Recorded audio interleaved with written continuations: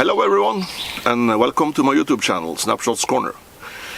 We are at the cabin range, up at the cabin, up in the deep woods in Norway, situated southeast. It's a very quiet place. This is a very nice place to be because I've worked out a short range here, so I can shoot a little bit. Today we're going to talk about this here Flintlock, which is new to me. It's not a new gun, a new firearm. It is an oldie. It's made by a late friend of mine. I dare to call him a friend because I talked to him a few times at the range. He unfortunately passed away a few years ago. He's a Norwegian maker. I won't mention names on YouTube. A few of you who watch this video might recognize the rifle, and a few of you have even tried to shoot it. I will experiment a little bit with it, and I will make a video on that, because this is a shorter rifle, kind of a Jaeger look to it. The barrel has an octagon to round profile with a wedding ring. It has a bead front sight, not bead, it's a brass front sight.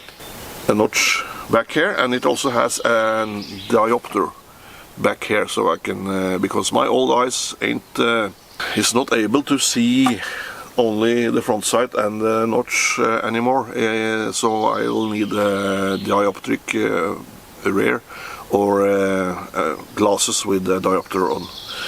So this is a Flintlock, and it's very well made. I will show you close up, because when I watch videos, I enjoy the close-ups. You see the butt, and the wood is birch. And the flies are incredible these days. They are biting like crazy. You see the lock is polished, and you see the dioptric sight back here. And it's carved in the whole length of the ramrod. And the nose cap and the ramrod tip is bone, made out of bone. And you see the browning on the barrel is very well done, and it has not seen an extensive use. It has been used a little bit, and I know a good friend of mine has used it and shot it and got decent grip with it. What's special about this one is the grooves. They are not that deep. They are more of a modern kind. They are more shallow. So the challenge here is to find a good load for it. And the maker, he included, he probably did a lot of experimenting himself. He included a powder measure, and this powder measure measures out 55 grains exactly. So I'll use that powder measure, and I'll go from there. And here is also the maker's name and the date. It's made in 1998. There is also a couple of agate flints down here. I'll probably change out the flint right now and try with the agate. I've never done that too much, so mount this one in. And the agate is beveled in both ends, and I see one of the ends there are used. So I'll try that. And I'll take you along the journey on the trial on this here fine specimen of Flintlock rifle. Norwegian made, in the style of an old European style actually, more like a Jaeger, but this is a civilian. And you see on the side here, I'll go close again, on the other side, you see the cheek piece is very nice done, and there's also some carving, very modest carving down here. Guy was a modest guy, so and you see the side plate is reminiscent of trade gun, or on the outside, not carved or not let in. But all the work on this rifle is done very well. And you see the front sight here, also a little bit special. Gives you a good bead. Also, when I'm looking through the dioptric sights, I can see the bead with the normal progressive or my prescription glasses, but I will probably get out my shooting glasses because they will be even better. So let's go to the shooting and see, and the loading first, and see what it will load like.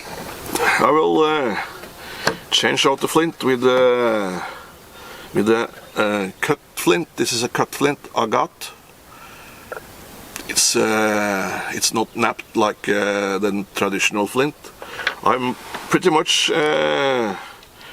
have shot only napped flint like this one before, English and French. I actually think the French is rather good. I will use my special tool. I have a tool for napping and a turn screw, and I have made this one into a push dowel for taking off the barrels and stuff, because I have on my bag I have as you can see here a tool to open up the touch hole, and a powder measure, 55 grains. I think this rifle will be okay with 55 grains. When you change the flint, the thing you do is to open up this one and always secure a flint with a leather patch, or you can even flatten a lead bullet and use that if you want. I believe this lock is it will be good with a 7/8 flint, and this I got is 7/8. But I can see right now that well, we have to just turn the screw a little bit and fasten. Maybe it's good.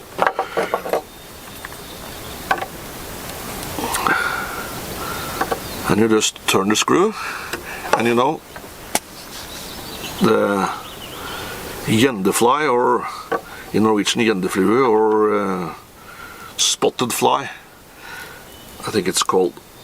It's very aggressive these days, so they will bite you and hurt you. And then you will just try it and see if it works. If it sparks now, it's okay. And if the frisson opens, and it does. Did it spark? I didn't see it. Try again. Let's see it again. No, it just destroys the flint actually. That's no good.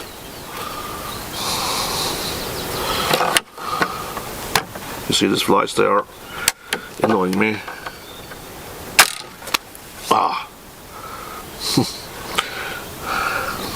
One dead. Million to go. No, this won't work. So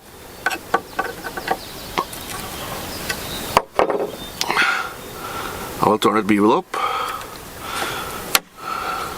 If you're a member of the National Muzzleloader Rifle Association, you probably have heard of the Bevel Brothers. They have a very solid discussion about bevel up or bevel down. Well, I think they're brothers or twins or something. Brothers. And another one killed. A million to go. I just turn bevel up. And very minor spark. It's not good. Nah, that won't work. I think I will go back to installing a French or an English flint. I have a French one here. French flint, light in color. I will try that one instead.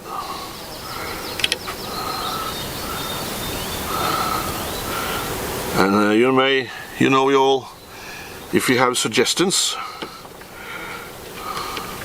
they are more than welcome, even if I have like shot flintlocks for 30 years.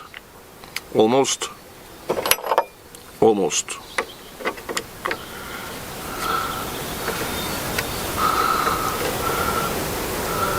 As long as the suggestions are well meant, they are always welcome.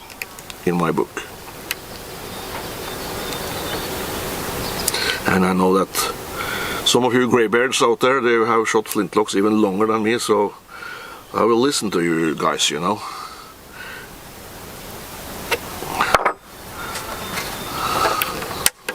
Let's see if it sparks. That's something else, you know. That's the way to do it. So I'll try with the French flint. Much better than the hard agate. I'm not sure how you pronounce it. Oh, a little bit. I think that's good. Let's load her up and see if she rips. I believe that this rifle needs a tight combination. So this is a 54 caliber, and the rifling is shallow. So I have some 5.35 balls, round balls, and I will try with the 0.20 patch, spit patch. 0.20 and 5.35. That's a very tight combination, and it's probably will be kind of hard to get down. I have some 0.15 patch as well, if this one is too tight. As you all may see, I have some different tools. I will point with my starter. This is the starter. This is a starter for 50 caliber, short starter and a little longer to get it started down the barrel. I have 0.20 patch, I have 0.15 pillow ticking, and I have something special here. It's a 0.15, it measures 0.15 in thickness as well, but it's coarser, you see, so it probably grips the bullet a little better and probably enters the shallow grooving of the rifle better. That's my theory, but you know, if it works or not, I'm not too sure. We just have to try it out. And I'll take you all along that route to see what works in this rifle. I have a distance of 25 meters to a half-figure target down there, and I'll show you the result. 54 caliber rifle, and you know something? The rifling is, I think it's 1 in 56 inches, and my formula for a starting load, I will give you that as well. It's the rifling twist and the caliber added, split in two. So this is a 54 caliber with a 1 in 56 twist. Add that together, that's 110, and you split it in two or in half. So it's a 55 grain. That's probably the starting load for this rifle. At least that's my theory. And I know a lot of old-timers use that for a starting load. And then you go from there. Well, 120 patch in the mouth. And then you will start to talk funny. And the accoutrement is my possible bug and a small horn with a little bit of Swiss 2F. And I put powder in first. Always remember that, because as I said, I have a long history of forgetting the powder. I even have a prize at the Alafai rendezvous. I got the prize for forgetting that. And the rifle was left in the US, so I had to bring out my shooting glasses. And I haven't primed it yet, so it's... And airs and eyes are always recommended. I have a target down there, put out on the half figure thingy.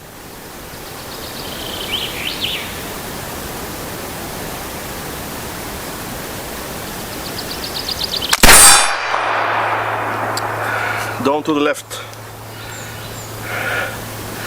The 55 grains seems okay. I'll use the same aiming point and shoot a few more. Second shot, same distance, same target. Let's see. The trigger is very good for hunting, I think.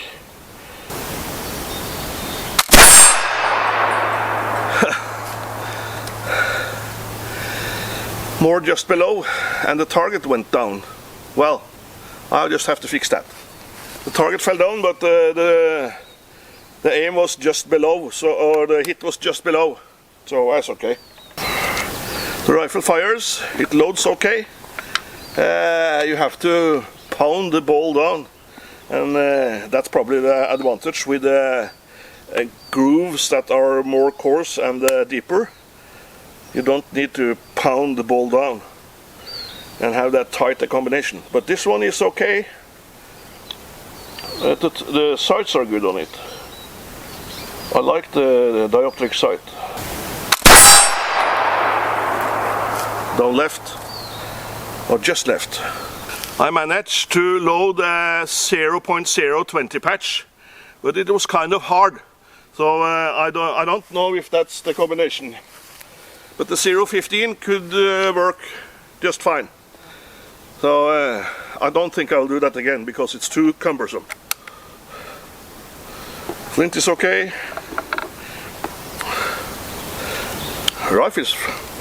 Rifle is working kind of promising actually.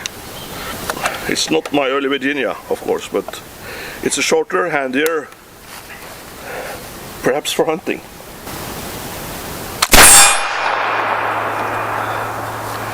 I was closer to the target.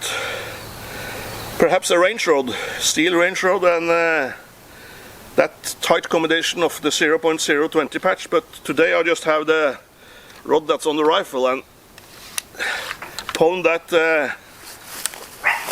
tight combination down with this one. I'm a little bit, I don't think that's, it's just made of wood, you know, so the rifle works. So I think that's it for now. And my 54 caliber Flintlock rifle made by a Norwegian maker. I'll have some pictures in the end scene here so that you can all see. It's a work in progress, I think. It's not too bad. It shoots good, the trigger is good, the lock is fast, and just have to find the right combination, and then you know the secret of that. It's not a secret anymore because I think a lot of people, a lot of shooters know it already, and it is the combination of ball and patch, and especially the thickness of the patch is the most important thing to get accurate shots out of a flintlock. I'll just now in the end scene there show you the 4 shots that I just did, and I'll tell you which one is which. That's the target you see from 25 yards. I'll get a little closer. There you go, and I'll point with a stick because an English sergeant at the course I did once said, never point with your dirty little finger, always point with a pointer. This was the first shot, bit off. Aiming point is right here. Second shot down here, and this patch flew off because it's a steel target. And third shot and fourth shot. These 3, first shot, second shot and third shot, was with 0.015 patch, and this one, the fourth shot, was with the 0.020 thousandths of an inch patch cotton tight weave. But this one was very hard to get down. But if I had a range rod, I probably could do that all day. That wooden rod is not tough enough to get those tight combinations down the barrel. So I will stop it for now and work on it later. Perhaps I will go for the 0.020 of a thousandths inch patch. I think it's a good combination. And as I always say in all my videos, remember, on the range or in real life, always shoot straight, meaning being honest. Thank you all for watching, and remember this. See you all in the next video.